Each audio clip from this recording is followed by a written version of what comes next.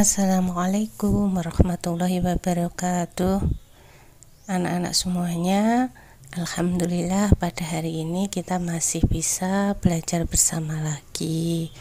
Mari kita awali kegiatan hari ini dengan berdoa terlebih dahulu.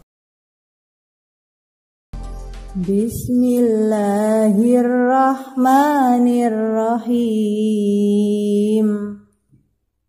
Allahumma inni as'aluka ilman nafi'an wa rizqan tayyiban wa amalan mutaqabbala.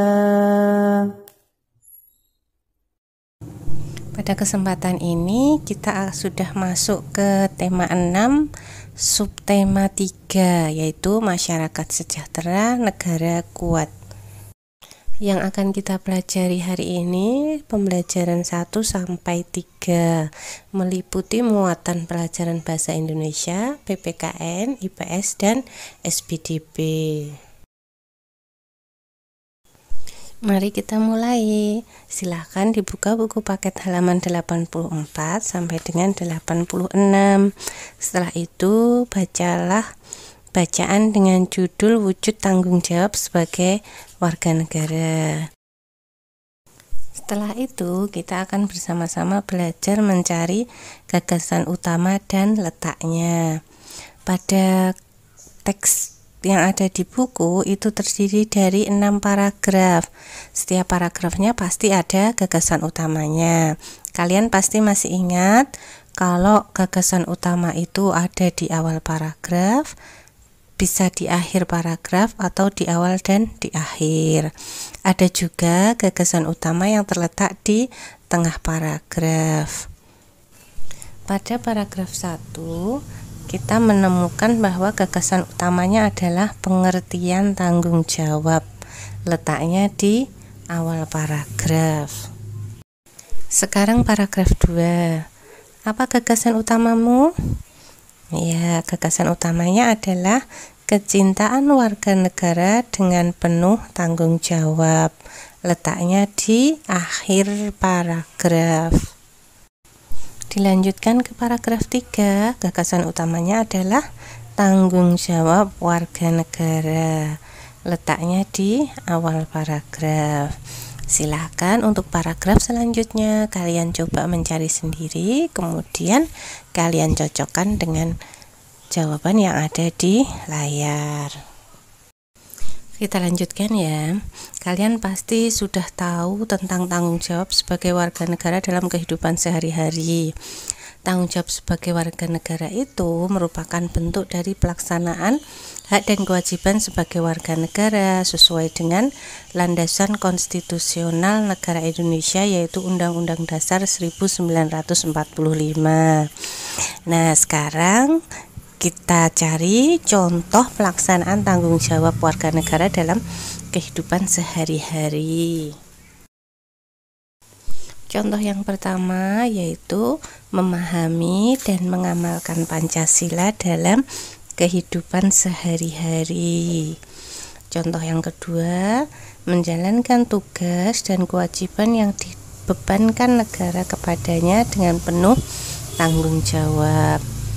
Kemudian contoh selanjutnya kalian bisa mencari sendiri ya, dan bisa melihat yang ada di layar.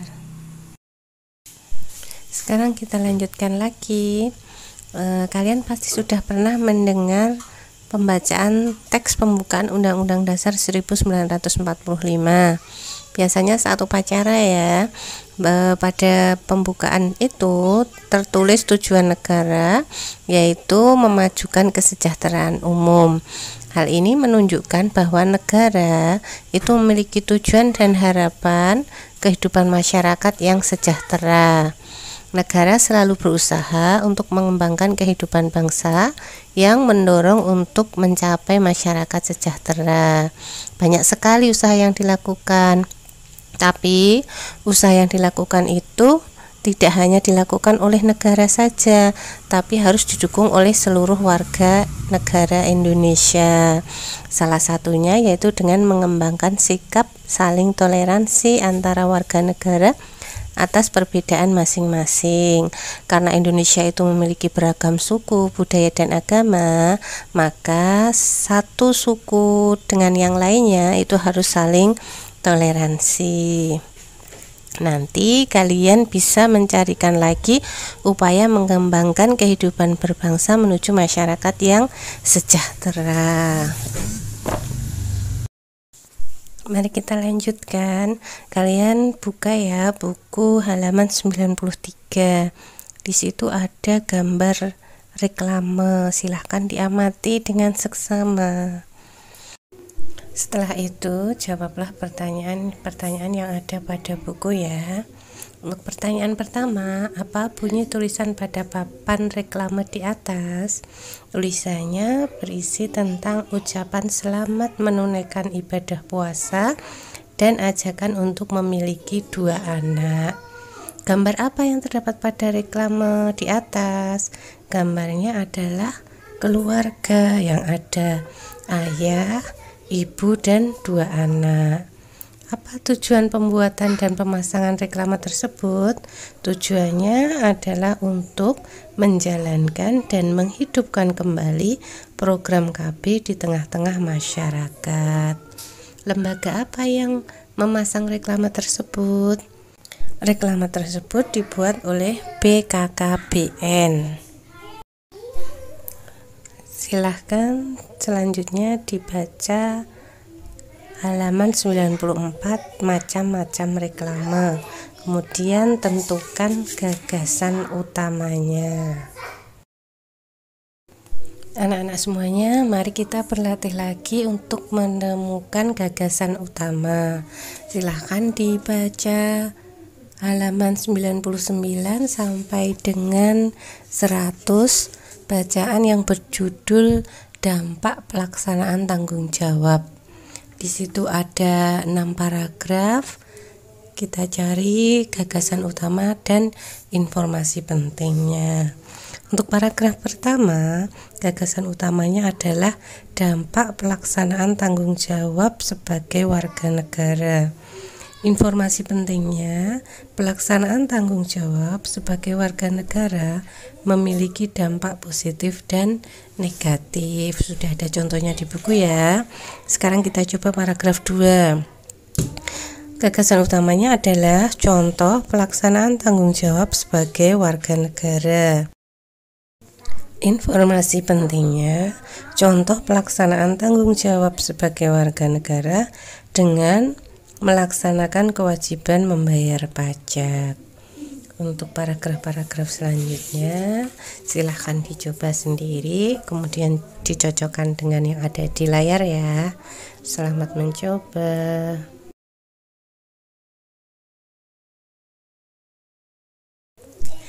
Oke, untuk yang terakhir, mari kita belajar tentang pelaksanaan tanggung jawab sebagai warga negara dan dampak-dampak yang ditimbulkan.